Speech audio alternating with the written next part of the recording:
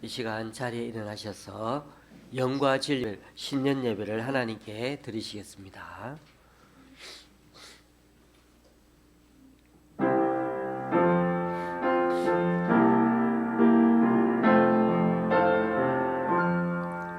나라 내 영혼아 찬양하라 내 영혼아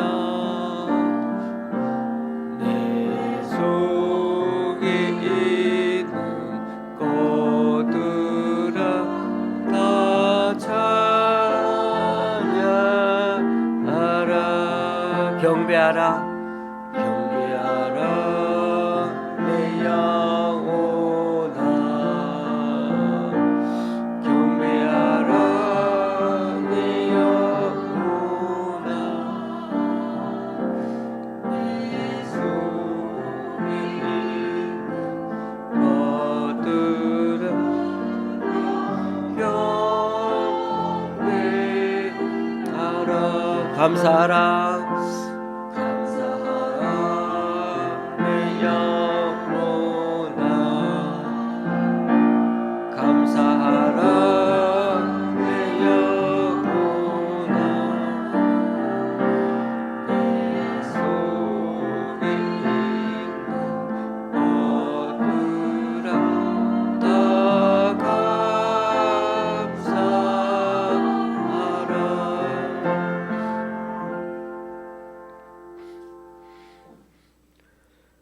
하나님이여 우리가 주께 감사하고 감사함은 주의 이름이 가까움이라.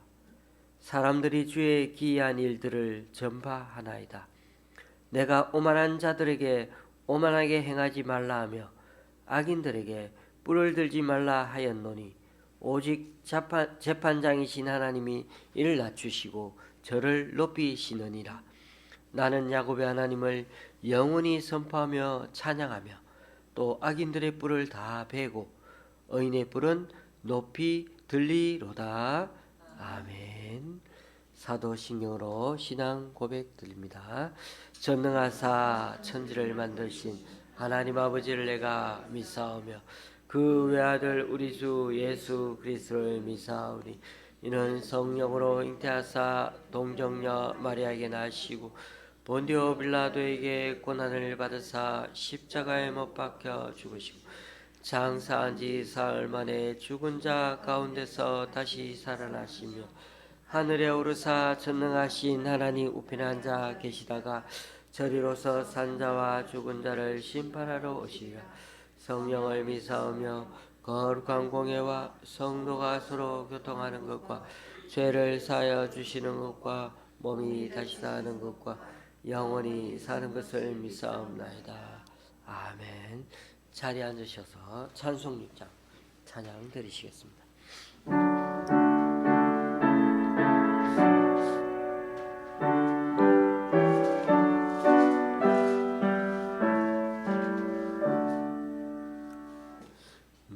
목소리 높여서 주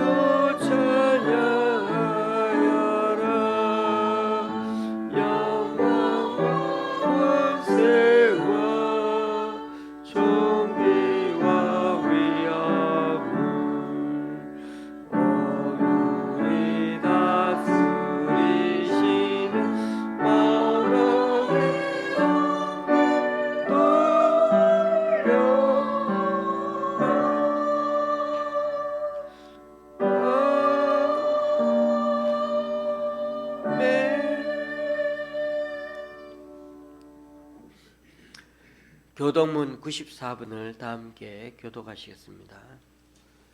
교동문 94번입니다.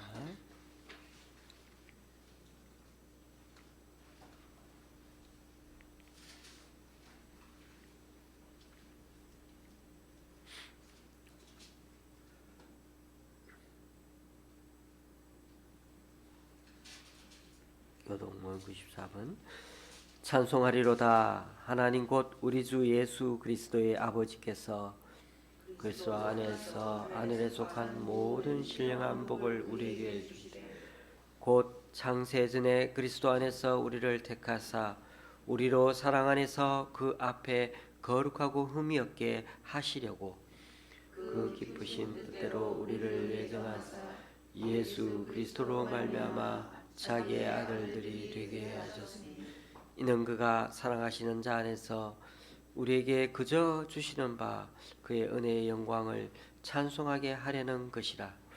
우리는 그리스도 안에서 그의 은혜의 풍성함을 따라 그의 피로 말미암아 속량 곧 죄 사함을 받았느니라. 이는 그가 모든 지혜와 총명을 우리에게 넘치게 하사 그 뜻의 비밀을 우리에게 알리신 것이요 하늘에 있는 것이나 땅에 있는 것이 다 그리스도 안에서 통일되게 하려 하심이라. 모든 일을 그의 뜻의 결정대로 일하시는 이의 계획을 따라 우리가 예정을 입어 그 안에서 기업이 되었으니 이는 우리가 그리스도 안에서 전부터 바라던 그의 영광의 찬송이 되게 하려 하심이라. 아멘. 찬송가 552장입니다.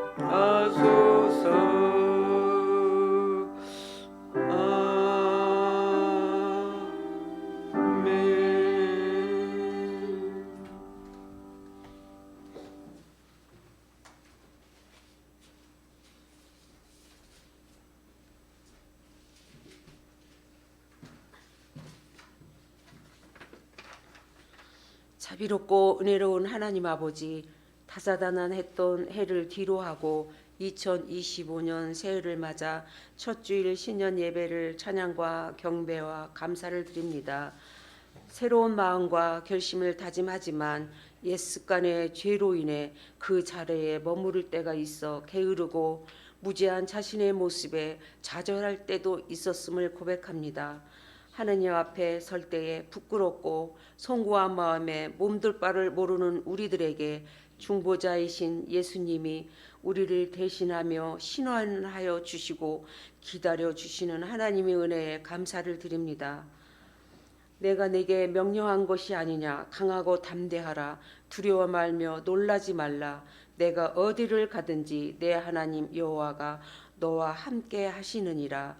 여호수아가 약속의 땅을 밟고 여호와를 의지한 것처럼 올 한 해 삶 가운데에서도 어떠한 나날들이 펼쳐질지는 모르지만 각자의 주어진 생활이 다를지라도 두려움이나 놀라운 일이 닥쳐올지라도 하나님을 의지하며 함께 하신다는 말씀을 붙들고 힘차게 살아낼 수 있도록 믿음을 붙들어 주시옵소서. 하나님 아버지, 이날을 위해 기도합니다. 우리가 생각지도 못한 일이 생겨서 무한 비행기 참사로 인해 무거운 소식에 놀라지 않을 수 없었습니다.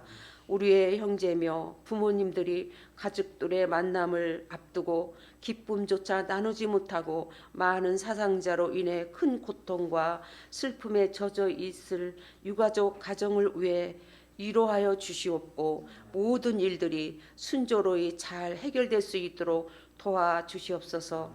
또한 정치적으로 진보냐 보수와 서로 다른 이념 체제로 인해 국민들이 나뉘어 있고 법의 질서마저 무너져 비방과 욕설이 마음을 아프게 합니다. 지켜보는 시민들은 매우 혼란스럽고 경제적으로는 환율이 오르고 주가는 폭락하는 등 지속적으로 어려운 상황에 놓여 있습니다.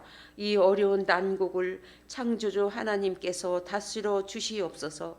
지혜로우신 하나님께 간절히 기도하오니 길과 진리이신 예수님을 묵상하고 저희들의 교만함과 이기적인 마음을 용서하여 주시옵소서. 대한민국을 불쌍히 여겨 주시옵고 이 나라를 긍휼히 여겨 주시옵소서. 하나님 아버지, 좋은 씨앗교회를 새해에도 함께 해주심에 감사를 드리며 비록 적은 인원이지만 목사님과 전도사님에게 성령 충만한 은혜로 큐티와 말씀으로 모든 성도들이 변화되어 거듭난 삶으로 하나님을 기쁘시게 할 뿐 아니라 목사님에게도 큰 위안이 될 수 있도록 성숙한 믿음으로 인도하여 주시옵소서. 재활 치료 중인 강춘자 권사님에게 은혜를 베푸셔서 저희들과 예배를 함께 드리기를 소망 가운데 있사오니 손과 발이 회복될 수 있도록 하옵시고 또한 제주도에 계신 허유순 모친에게도 하루하루의 고통으로 인해 두려워하는 마음을 천국의 소망으로 평안함을 잃지 않고 믿음으로 이겨낼 수 있도록 지켜주시옵소서. 이 모든 기도를 생명의 빛으로 오신 우리 구주 예수 그리스도 이름으로 기도드립니다. 아멘.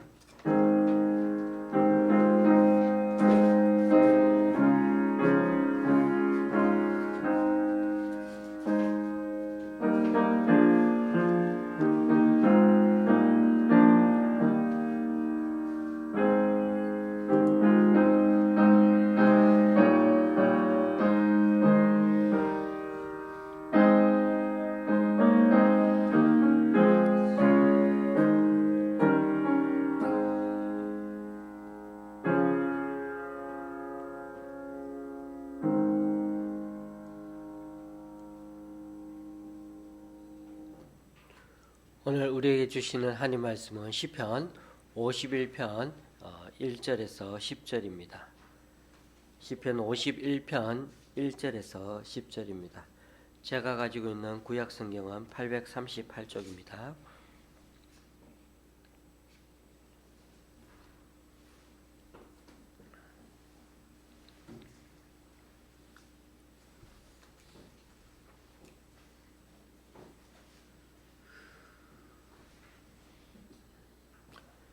교독하실 때 제가 먼저 읽습니다.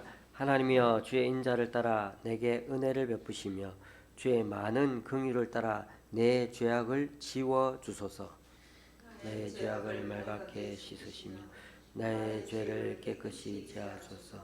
무릇 나는 내 죄가를 아오니 내 죄가 항상 내 앞에 있나이다.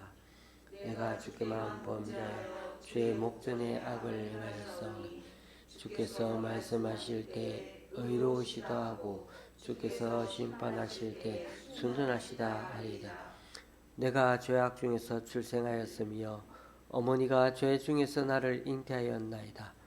보소서, 주께서는 중심이 진실함을 원하시오니 내게 지혜를 은밀히 가르치시리이다.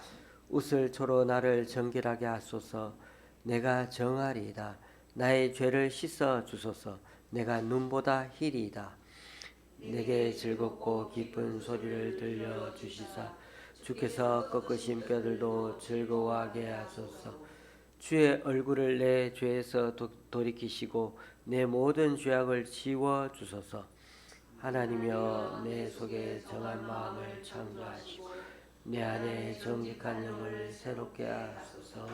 아멘.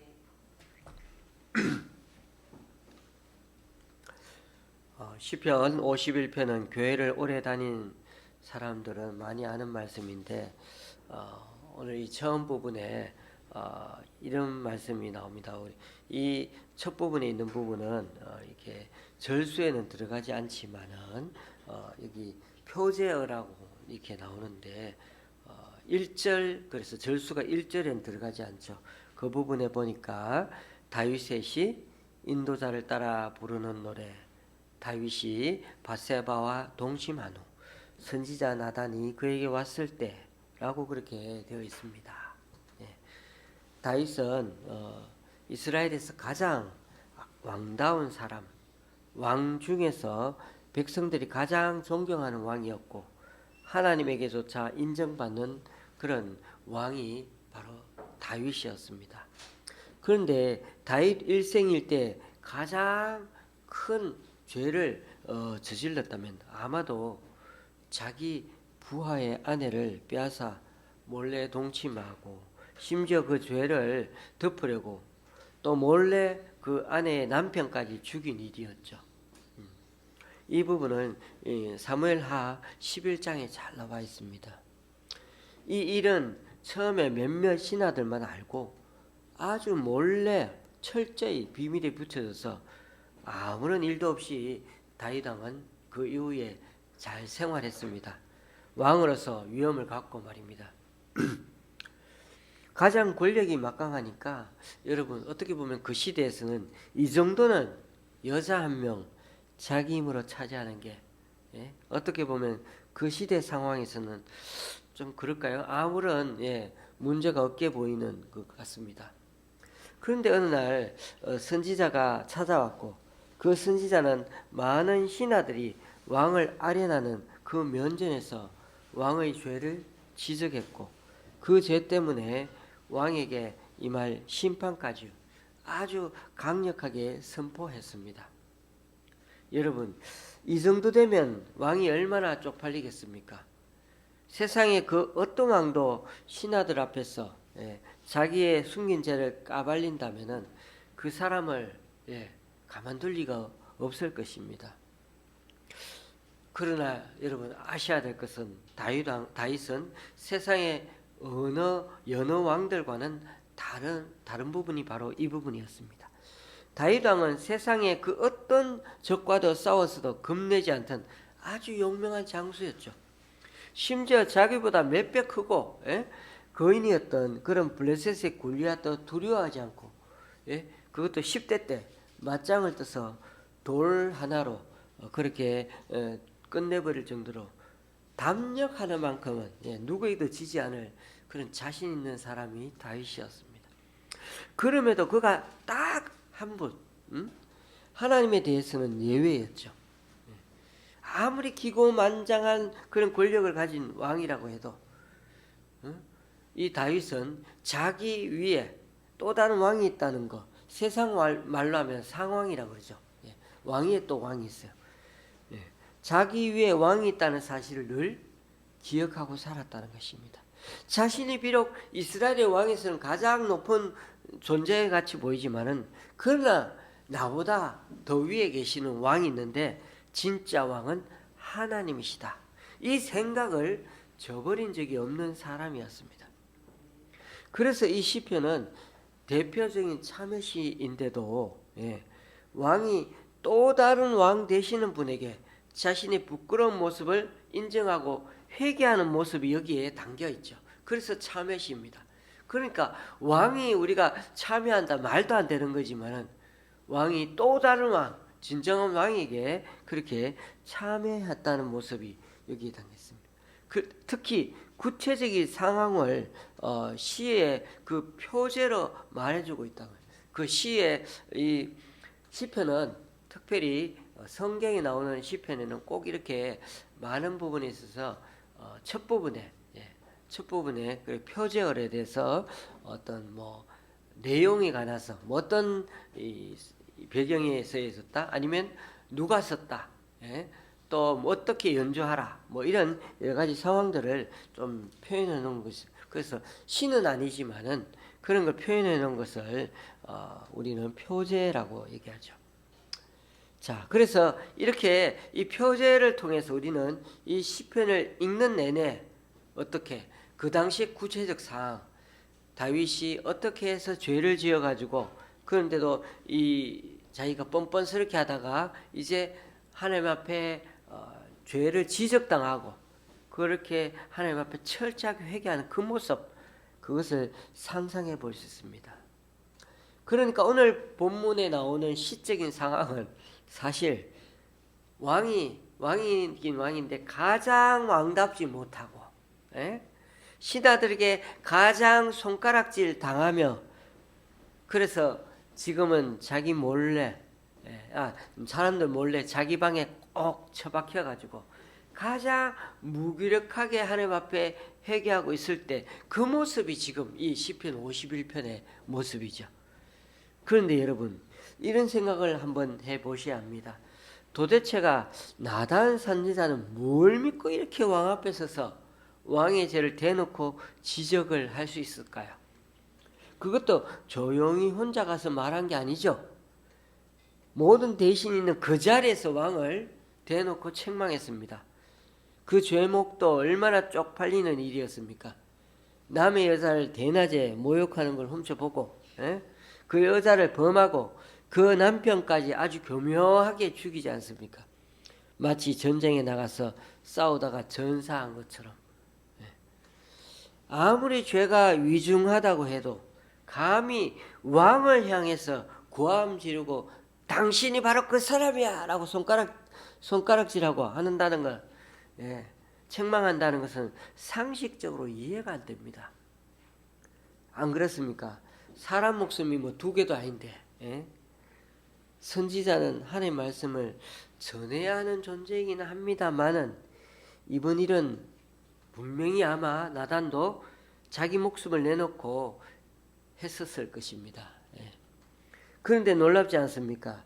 다윗 왕에게는 그게 먹혔습니다. 다른 왕들에게 했다면 어떻게 잘못하면은 적결 심판을 받아 죽을 수도 있는데 조금 전까지만 해도 왕의 위엄을 가진 사람이 바로 다윗이었는데 바로 당신이 그 사람이라고 그렇게 당신이 그 범죄자라고 그렇게 날카롭게 자기 죄를 지적하자 선지자 앞에서는 정말 다윗이 고양이 앞에 쥐처럼 그렇게 얌전해졌습니다. 그걸 어떻게 하냐고요? 이 시편 51편을 여러분 한번 읽어보십시오. 찬찬히 읽어보면 금방 알 수 있습니다. 다윗은 하나님께 자비와 은혜를 구하면서 제발 자신의 죄를 씻게 달라고 하나님께 간절히 이 죄를 씻게 달라고 그렇게 기도하는데 1절과 2절을 보십시오. 죄를 없애주십시오. 말끔히 씻어주십시오. 깨끗이 없애주십시오. 3번씩이나 말하고 있지 않습니까? 이게 지금 9절까지 이렇게 기도를 하고 있습니다. 씻어달라, 없애달라, 죄 때문에 그렇게 기도합니다. 다윗은 이 죄를 어쩌지를 못했습니다. 가장 충직한 부하에게서 아내를 빼앗았기 때문에 그의 자책도 생각보다 엄청 심각했을 것입니다. 내 죄가 3절에 보면 내 죄가 항상 내 앞에 있다고 그러지 않습니까? 내 죄가 항상 내 앞에 막 지금 생각나는 거예요. 자기 스스로도 자기가 용서가 안 되는 겁니다. 공동 번역에서는 자신의 죄가 눈앞에 항상 아른거린다고 그렇게 번역했습니다. 여러분, 죄를 지으면 사람은 이렇게 죄 때문에 고통받게 되어 있습니다. 여러분, 왜 그랬을까요? 우리 자기 바세바 여인 빼앗은 그 여인의 남편이 우리아인데 우리아는 이방인입니다. 이방인이 유대인이 된 아주 충직한 사람이죠. 그리고 그 사람을 어떻게든 잘 달래가지고 임신 그 남편 때문에 임신시킨 것처럼 하려고 그렇게 불러들여가지고 너희 집에 가가지고 그 좀 잘 편안히 쉬라. 그런데도 쉬지 않고 궁궐에 남아가지고 그게 군인들 숙소에 가서 그렇게 부하들하고 그렇게 같이 자는 겁니다. 나는 여기 와가 있지만은 우리 부하들은 저 전장에서 지금 고생하고 있는데 그렇게 충직한 군인이었는데 그를 결국은 죽이지 않았습니까? 표준 세번역에서는 내가 지은 죄가 언제나 나를 고발한다. 그렇게 또 번역했습니다. 여러분, 사람에게 양심이 제대로 작동하면 양심이 우리를 어떻게 얘기합니까? 죄 많은 놈이라고 계속 찌르죠. 그죠? 나 같은 놈은 죄를 많이 짓고 나니까 어쩔 수 없다. 너 어쩔 수 없어. 봐. 맨날 어쩔 수 없어. 그러니까 맨날 남들에게 그렇게 손가락 가족에게 그렇게 가지. 뭐 이렇게 막 얘기를 하면요. 내가 감당이 안 돼요. 그렇죠? 몰아세우면은 결국 나의 자존감은 떨어지고 막 힘들어집니다. 여러분, 이때 한 가지 꼭 분별해야 되는 것은 이 소리가 양심의 소리가 우리에게 필요하지만은 우리 속에서 사탄도 나를 정죄하고 있다는 사실을 기억하십시오. 우리의 죄를 깨닫는 것은 참 중요하지만은 죄만 저지르는 아무짝에도 쓸모없는 놈이라고 계속 몰아치게 하는 것도 사탄이 하고 있는 것입니다.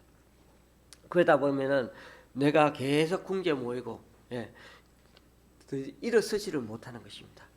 계속 우리 스스로를 그 자책감에만 빠져있어 헤어나오지 못하게 만드는 것이 사탄의 장기죠. 사탄을 따라갈 수가 없습니다. 그러므로 우리가 너무 거기에 사로잡혀서 헤어나지 못한다면 그건 하나님 뜻이 아니죠. 우리가 다른 사람들을 막 이렇게 잘못한 것을 봤죠. 그런데 다른 사람들의 잘못을 보면 저 사람이 좀 나의 적이고 좀 미안한 사람이니까 얼마나 잘못한 게 더 잘 보입니까? 그럼 그 하나 보면은 막 크게 과장되게 더 얼마나 밀어붙입니까? 그것도 어떻게 보면 내 얼굴이 잘못하면은 나도 모르게 악마 같은 모습으로 다른 사람을 공격하고 있을 수가 있는 것입니다.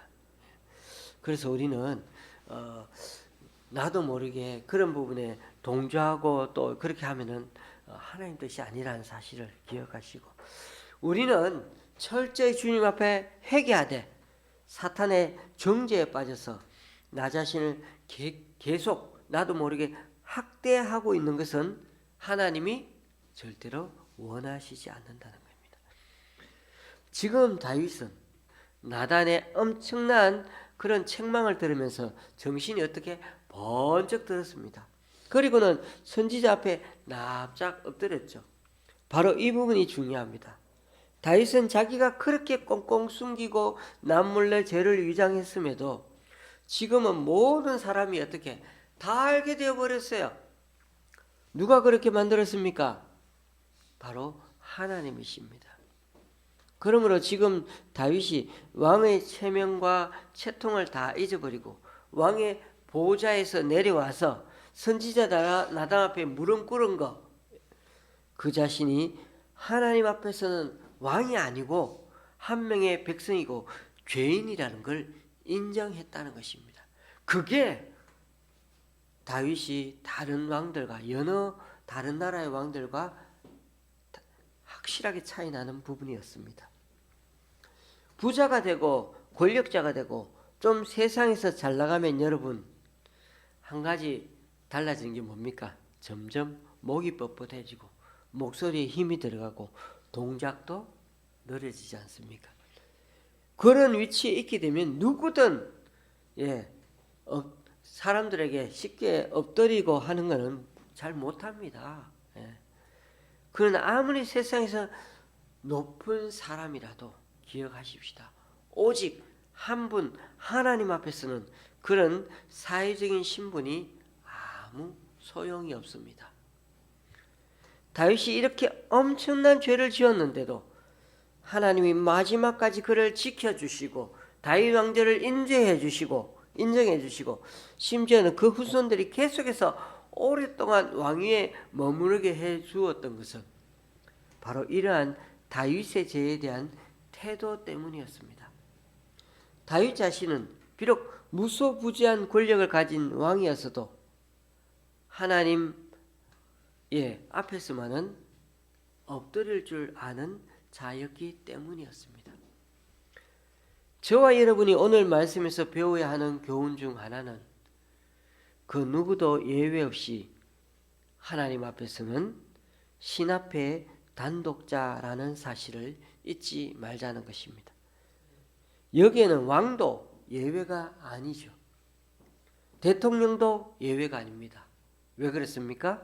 대통령 임기가 우리나라에서 5년밖에 안 되죠. 여러분, 영원한 왕은 이 세상에 존재하지 않습니다. 우리의 영원한 왕은 하나님밖에 없습니다. 그러하기에 우리가 진짜 두려워해야 하는 분은 하나님밖에 없는 거죠. 여러분, 절대로 귀신도 두려워하지 마십시오. 우리가 너무 공포 영화나 이런 걸 봐서 그런데 귀신조차도 타락한 천사요, 하나님의 피조물에 지나지 않습니다. 왜 하나님만 두려워해야 하냐고요? 사탄은 우리를 죽일 수 없기 때문입니다. 그러나 오직 우리 영혼까지 멸할 수 있는 분은 하나님밖에 없습니다. 몸은 죽여도 영혼은 능히 죽이지 못하는 자들을 두려워하지 말고 오직 몸과 영혼을 능히 지옥에 멸하실 수 있는 이를 두려워하라. 마태복음 10장 28절 말씀. 우리가 가장 무서워해야 하는 것은 눈에 보이는 권력가나 그런 세상 염려, 세상 힘이 아니라 하나님이십니다. 비록 우리 눈에는 보이지 않으시지만 하나님이야말로 가장 능력 있는 분이기 때문에 하나님 도움이 있으면 겁낼 것이 없습니다.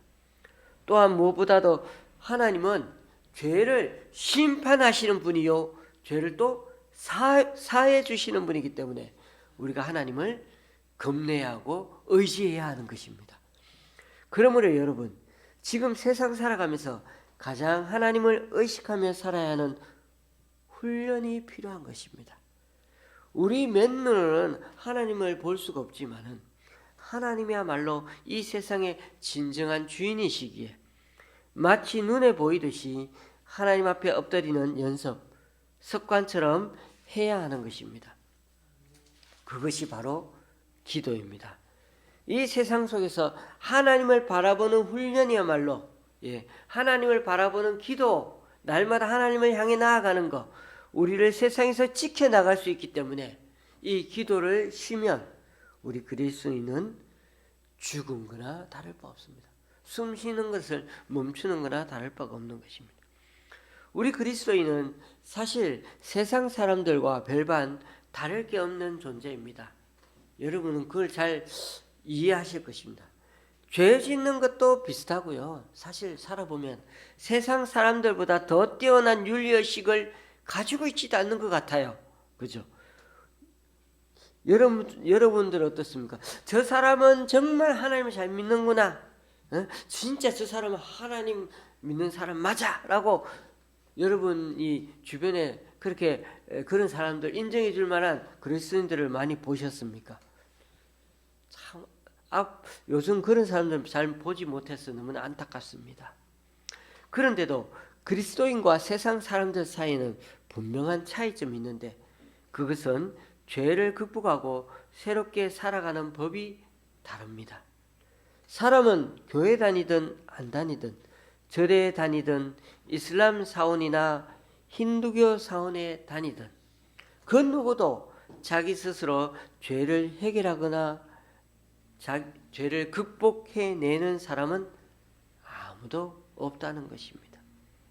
죄가 있는 사람은 불안하고 불행합니다. 죄가 있는 것에 영혼의 사망이 있기 때문이죠. 죄의 영향력이 너무나 엄청나서 사람을 가만히 놔두지 못합니다. 힌두교의 영적 스승이라는 사람을 한번 보십시오. 왠지 영험하게 보이고 위대하게 보이지만은 수련을 많이 한 것처럼 보이고 절제하는 것이 뛰어난 것처럼 보이지만 그 사람도 사람이라 죄를 극복하지 못했습니다. 불교에 존경받는 유명한 성철 스님, 법정 스님도 죄에서 해탈하지 못했습니다. 해탈한 것처럼 보일 뿐이지 사람 스스로는 죄를 지울 수도 씻어낼 수도 없습니다. 심지어 태워버릴 수도 없습니다. 오로지 우리의 죄악들을 해결할 수 있는 유일한 길은 하나님께 용서함을 받는 방법밖에 없습니다. 인간의 죄를 사해주는 일이 하나님 편에서도 얼마나 어려운 일이었던지 하나님 아들 예수 그리스도께서 직접 이 땅에 오셔서 죽어주심으로 유일하게 그것을 다 해결해 주실 수 있었죠. 그만큼 이 일은 죄사함 받는 일은 대신 우리를 위해 누군가 죽지 않고는 불가능한 일이었죠. 오늘 우리는 무건 2024년을 뒤로하고 이제 새해 2025년을 향해 출발했습니다. 그래서 우리가 꼭 알아야 되는 것은 우리가 한 해를 잘 정리하고 하나님 앞에 용서를 구하며 출발하지 않고는 먼저 우리의 죄와 허물을 주님 앞에 내려놓지 않고서는 사실 새해를 올바로 출발하기는 어렵습니다. 왜냐하면 오늘 말씀에도 본 것처럼 우리의 죄를 지워지지 않고는 우리의 죄를 태워버리지 않고는 하나님 앞에 사함받지 않고는 우리는 우리의 삶을 새해를 새롭게 시작하기가 어렵습니다. 그래서 우리는 오늘 이 시간 다시 원래는 송구영신 예배 31일에 모였어야 되는데 오늘 1월 5일이지만은 새 마음 새 뜻으로 출발하고자 신년 예배를 드리고 있는 것입니다. 그러기 위해서는 반드시 해야 할 일이 주님 앞에 지난해까지 우리가 지었던 죄와 허물을 정말 생각나는 대로 고백하고 용서의 기도를 철저하게 들 수 있어야 합니다. 그래야 우리는 과거의 죄와 허물, 여러 문제들로 발목 잡히지 않고 2025년에 새 계획을 세워 출발할 수가 있는 것입니다.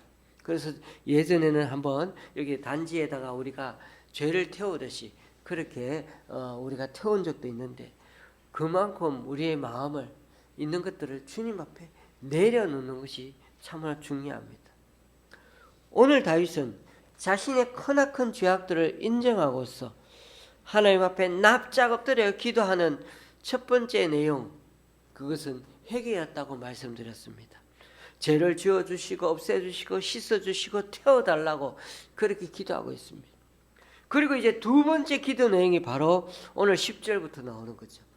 바로 자신의 마음을 새롭게 해달라는 것입니다. 하나님의 내 속에 정한 마음을 창조하시고 내 안에 정직한 영을 새롭게 하소서. 우리 지난해 우리 교회의 표어는 삶을 가꾸는 제자였습니다. 귀신 들린 사람에게서 귀신이 나간 후에 제대로 마음을 정리하지 않으면 또다시 더 많은 귀신들이 몸속에 들어올 수 있다는 그 비유를 통해서 제가 얼마나 이 우리의 마음을 정리하고 늘 하나님 앞에 세워나가신 중요한 건지를 말씀드렸습니다. 아무리 귀신을 내쫓아도 우리가 그것을 정리하고 다시금 마음에 새로워지고 달라지지 않는다면 결국 또다시 이전의 모습으로 살아가는 존재가 되고 말 것입니다. 그래서 말씀드리기를 혁명보다 더 중요한 것은, 혁명을 일으켰어요. 근데 혁명보다 더 중요한 것은 혁명 그 다음 날이라고 말씀드린 것처럼, 혁명을 일으켜서 모든 걸 다 바꾸고 새로운 체제로 시작하기로 했으면 그 다음 날부터 달라진 모습대로 살려고 애쓰는 게 더 중요하다는 것입니다. 2025년도 말씀도 그런 점에서 동일한 선상의 말씀입니다. 우리 마음을 바꾸고 우리의 영이 새로워지는 것은 아무리 은사 집회를 같은 데 가서 부흥사들 앞에서 머리 들이대고 막 성령 받으라 해가지고 밀려가지고 넘어지고 막 이래가 해가지고 그렇게 해서 절대로 달라지는 게 아닙니다. 사람을 새롭게 바꾸는 것은 창세 때 사람을 만드신 그 과정과 똑같기 때문에 그만큼 혁신적이고 가히 혁명적인 것입니다. 다윗이 제일 먼저 자신의 죄를 철저히 고백하고 하나님 앞에 엎드린 것처럼 주님 앞에 죄와 허물을 사함받은 후에는 그때부터 자신의 마음까지 새롭게 해달라고 주님 앞에 요청하고 있는 것입니다. 그렇습니다. 죄를 사해 주시는 것도 하나님이 아니면 안 되고요. 우리 영을 새롭게 해서 출발하는 것도 주님의 은혜가 아니고는 불가능하다는 것입니다.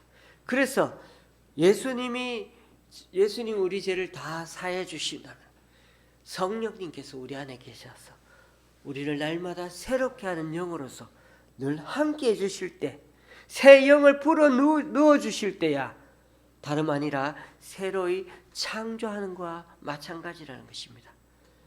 그런즉 누구든지 그리스도 안에 있으면 새로운 피조물이라. 이전 것은 지나갔으니 보라 새 것이 되었도다. 우리가 주님 안에 있으면 그것은 마치 새로이 창조된 존재와 다름없다고 그랬죠. 중요한 조건이 뭡니까? 우리가 주님 안에 있어야 한다는 것이었습니다. 여러분, 우리가 하나님 안에 어떻게 들어갈 수가 있습니까? 너무 추상적인 표현인데도 우리에게는 주님 안에 있는 것이 너무나 중요합니다. 여러분, 제가 지금까지 성경을 통해 이해한 주님 안에 있다는 것은 우리가 주님을 향해 바라보는 것입니다. 그게 바로 기도이고요. 비록 눈에 보이지 않는 이 세상에서 보이지 않는 하나님을 향하여 늘 마음 다해 바라보려고 애쓴다면은, 그렇게 기도하고 살아간다면은 우리도 모르게 우리는 주님 안에 있는 것입니다. 말씀을 마칩니다. 2025년 한 해가 또 주어집니다. 뒤돌아보면 2024년이 그렇게 빨리 지나간 것을 보면 이 2025년 푸른뱀의 해, 제가 뱀띠인데 푸른뱀의 해 을사년도 아마 빠르게 지나갈지도 모릅니다. 시작했다 그러면 벌써 저만치 가 있을지 모릅니다. 그럼에도 이 한 해가 우리에게 주어졌다는 사실은요, 여러분, 그냥 시간이 착착 지나가서 이렇게 우리에게 주어진 것이 아니라 하나님이 여전히 우리를 포기하지 않으셨기에 기회를 주셨다고 하는 그런 증거이기도 합니다. 오늘 말씀처럼 늘 주님 앞에 죄와 허물을 고백하며 기도하며 살아가는 우리 그리스도인의 사는 방식 절대 버리지 마십시다. 무엇보다 주님 안에 있으면 언제든 새롭게 출발할 수 있습니다. 그렇기 때문에 비록 우리 자신이 남의 안에도 빼앗을 수 있는 절대 권력을 가진 왕처럼이어도 진정한 왕이신 그 하나님 앞에만은 납작어린 그 다윗을 한번 상상해 보십시오. 오늘 그 말씀 오늘 배우지 않았습니까? 다윗이 무소부지한 힘을 가졌지만은 어린아이처럼 또 고양이 앞에 쥐처럼 주님 앞에는 왕위에 우리 인생의 왕 대신 그 하나님 앞에는 완전히 엎드린 것처럼 늘 주님을 향해 열려있고 주님 안에 있으려고 애쓰는, 그래서 올 한 해가 더 주님 앞에 늘 간절히 붙잡고 죄를 회개할 뿐만 아니라 늘 새롭게 주님 앞에 주님 안에 있으므로 거듭나며 살아가는 저와 여러분의 인생이 될 수 있기를 주님의 이름으로 축원합니다. 기도하시겠습니다. 세상의 그 어느 왕처럼 남의 아내 빼앗아 자기 아내로 삼고 자기 권력과 지위로 부하의 목숨도 빼앗으며 살던 다윗이었지만 하나님이 보낸 선지자 앞에서는 마치 고양이 앞에 쥐처럼 납작 엎드리는 모습을 봅니다. 왕의 보좌를 버리고 선지자 앞에서 자신의 부끄러움도 마다하고 또 창피와 쪽팔림도 다 아무렇지도 않게 생각하며 무릎 꿇은 그 모습이 우리에게 감동을 줍니다. 비록 상상기 어려운 중죄를 저질렀지만 왕의 그 고귀함을 다 내팽개치고 오로지 죄사함을 받으려고 다른 어떤 사람의 시선도 신경 쓰지 않고 주님 앞에 매달리는 그 자체가 우리에게 큰 감동을 선사합니다. 기독교 철학자 쇠렌 키에르케르가 말한 신 앞에 있는 단독자처럼 다윗은 오로지 주님만을 의지하며 주님만을 의식하며 자신이 앞으로 새로운 인생을 살 수 있게 해달라고 간청하고 또 간청했습니다. 우리가 이 한 해를, 지난 한 해를 정리하고 새해를 맞이하면서 새 마음 새 뜻으로 출발하는 것이야말로 그저 새 달력을 달아놓고 새롭게 출발하자 그렇게 외친다고 다 될 일이 아님을 주님 앞에 고백합니다. 우리 죄를 해결하고자 하나님은 독생자 예수 그리스도를 찢으시고 몸 찢으시고 피 제사로 바치기까지 감내하셔야 했고 또 성령님께서 우리의 새 마음 새 뜻으로 살아가도록 새로운 창조물로 새롭게 빚어가고 계신다는 사실을 잊지 않는 우리가 되기 원합니다. 올 한 해도 우리가 늘 새로운 심령이 되어 살아가도록 늘 주님 안에 거하게 하여 주시사 눈에 보이지 않는 그 하나님을 향하여 늘 바라보고 나아가는 이 2025년 한 해가 다 되게 하여 주시옵소서. 예수 그리스도의 이름으로 기도드리옵나이다. 아멘. 261장입니다. 261장입니다.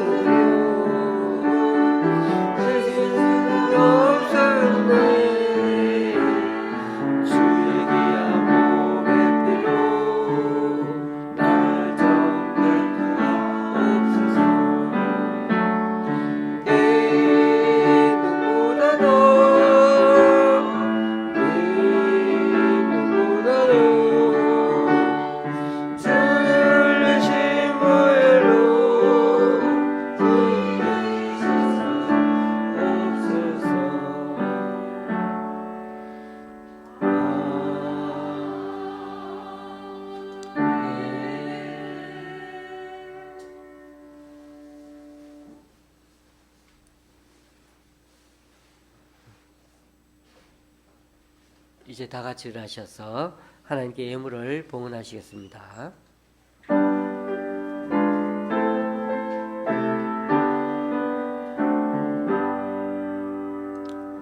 나의 모아드리니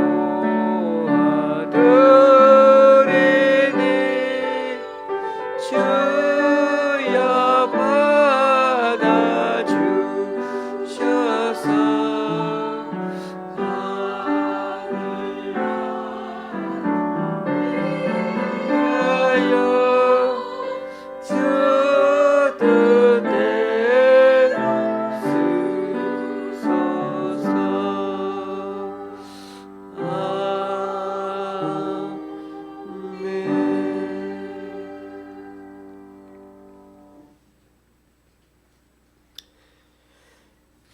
주님, 오늘 이 시간 주님 앞에 나와 각자 여러 모양으로 드린 헌금들 기뻐 받아주시고 쓰이는 곳마다 귀한 결심 맺을 수 있도록 크신 은총으로 덧입혀 주옵소서.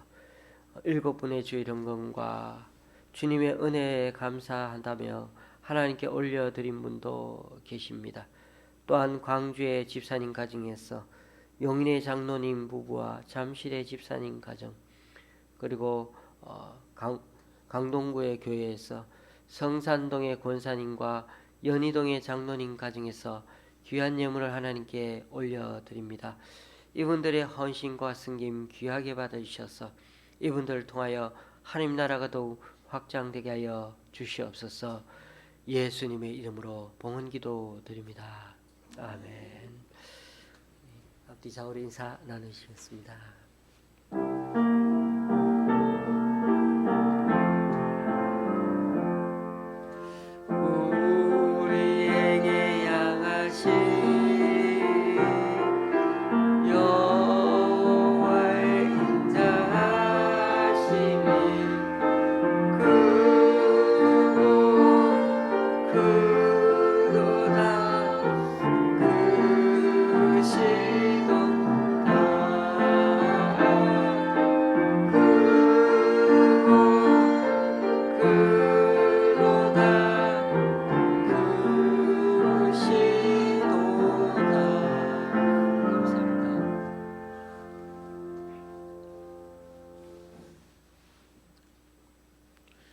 다 같이 한번 인사하겠습니다. 새해 복 많이 받으십시오. 새해 복 많이 받으십시오. 네. 새해가 시작되었는데, 이 조금 전에도 말씀드렸지만은 달력이 바뀌면 우리가 새해라고 부릅니다만은 그냥 자동으로 새해가 찾아오는 것 같아도, 우리 개인적으로 보면 올해 죽으면 내년 새해는 없죠. 이렇게 을사년 2025년이 우리에게 올해 주어진 것, 그냥 세월이 흘러간 게 다가온 게 아니고 기회를 주셨다. 그렇게 생각하시고 한 해 열심히 또 사시면 좋겠습니다. 우리 달력 가지고 알차게 또 우리 잘 사용하시고, 특히 많이 남아 있는데 달력을 또 주변에 좀 나눠주시면 좋겠습니다. 원래는 지난주 화요일 31일에 송구영신 드리려 했는데 저희 부부와 또 우리 최상수 집사님 독감에 걸리다 보니까 다른 분에게 폐를 끼치는 일이 되는 것 같아가지고 예배를 못 드렸습니다. 그런데 저희는 많이 나았는데 독감이 감염력이 너무 감염이 잘 되잖아요.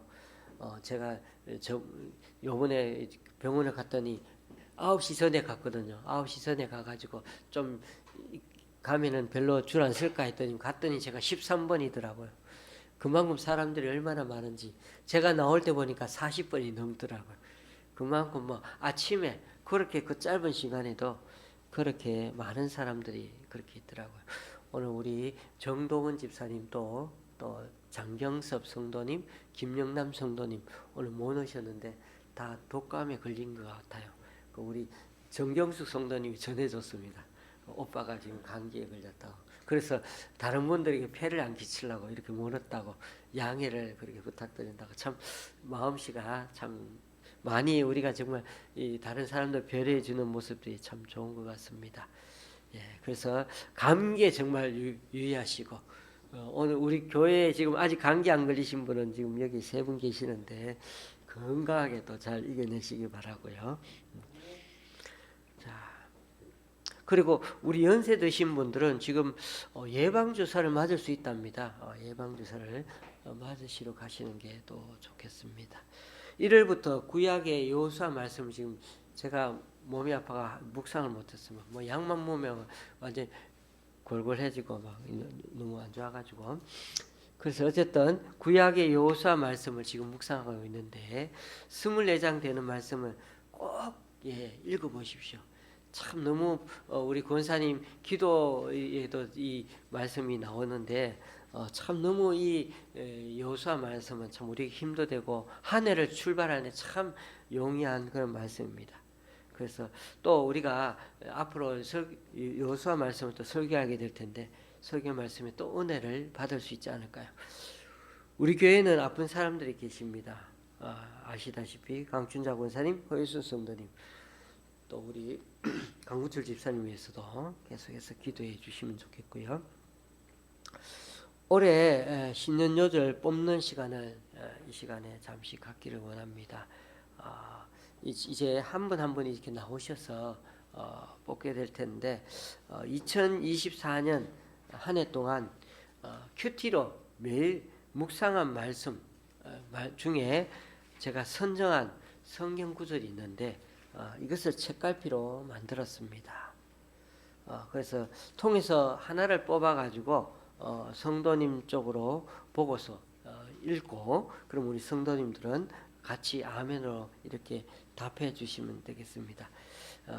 제가 먼저 한번 그렇게 하고 그 다음에 우리 성도님들이 차례대로 나오셔서 읽고 그렇게 말씀을 들고 가져가시면 되겠습니다.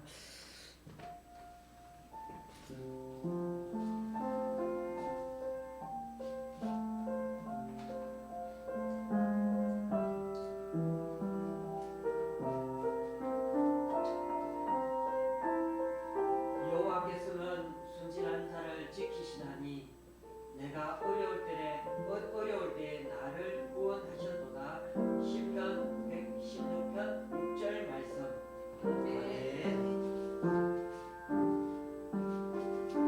우리 최상수 집사님. 네.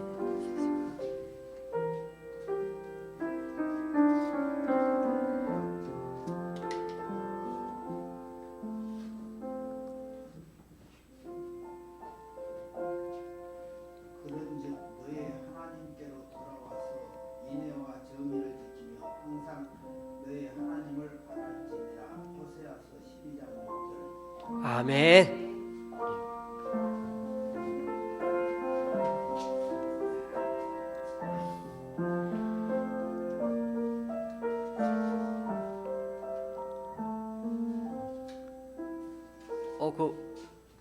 빠졌다. 예, 빠졌네. 이거 하나 빼는 거 아니에요? 그래서 왔는데 이따가 같이 같이 붙어 있더라고. 예, 그러니까 이게 지금 여기부터 그런데 그들이 평온함으로 말미암아 기뻐하는 중에 여호와께서 그들이 말하는 항구로 인도하시는도다. 시편 107편 30절 말씀. 아멘. 네.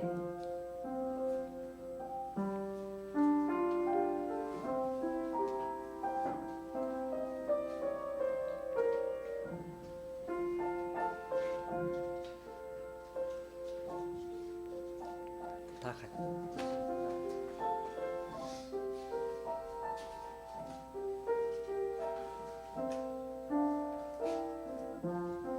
하나님이 우리에게 주신 것은 두려워하는 마음이 아니요 오직 능력과 사랑과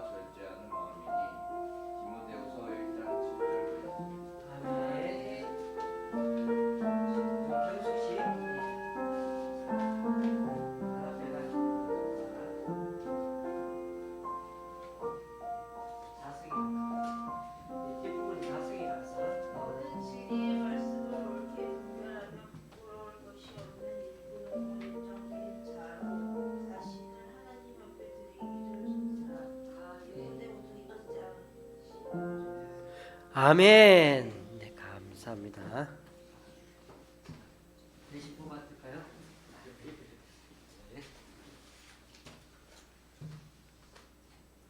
높은 사람이나 낮은 사람을 막론하고 여호와를 경외하는 자들에게 복을 주시리로다. 아멘.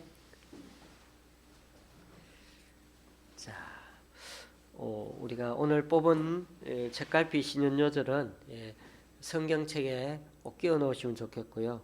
혹시 잃어버릴 수 있으니까 카메라로 이렇게 찍어 넣으시면 혹시나 분실되어도 성경 말씀은 기억하실 수가 있습니다.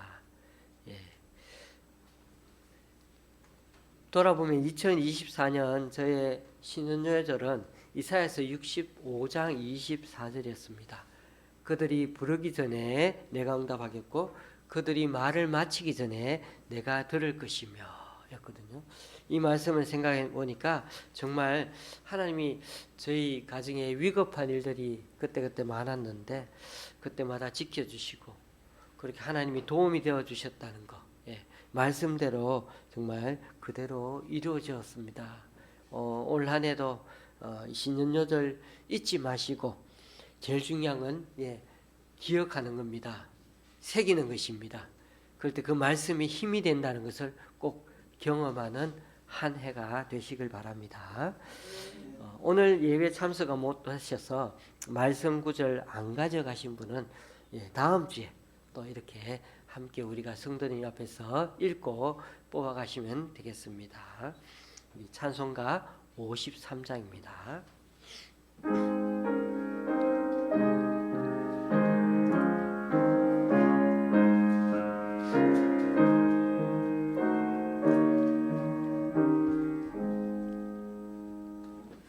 성전을 떠나가기 전 머리를 숙일 때 주께서 함께 되시며 복 내려주소서. 집으로 돌아가는 길 주동행하시고 내 몸으로 내 생사를 다 지켜주소서. 거룩한 날이 다가고 소유이 되도록 주 우리 몸에 빛 되사 늘 계시옵소서.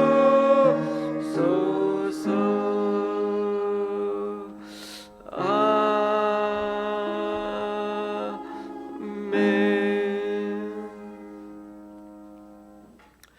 우리 주 예수 그리스도의 은혜와 하나님 아버지의 크신 사랑과 성령님의 교통 교제케 하심이 새해를 다시 시작하는 이 마당에 그냥 세월이 흘러가서 자연히 맞이하는 그런 2025년이 아니라 주님이 우리에게 다시금 기회 주신 날이라 믿고 세상 속에서 보이지 않는 이 우리 하나님을 향해 늘 바라보며 늘 함께하며 주님 안에 있으므로 그 주님 안에 있으면 그 몸부림을 통해서 주님과 동행하는 한 해가 되기를 간절히 소망하는 여기 모인 우리 좋은 시학교의 성도님들과 그 가정 위에 병원에 계신 우리 강춘자 권사님과 허이순 성도님 위에 강우철 집사님 위에 또 여러 사정으로 교회에 나오지 못하는 성도님 위에 이제부터 영원히 함께 하시기를 간절히 축원하옵나이다.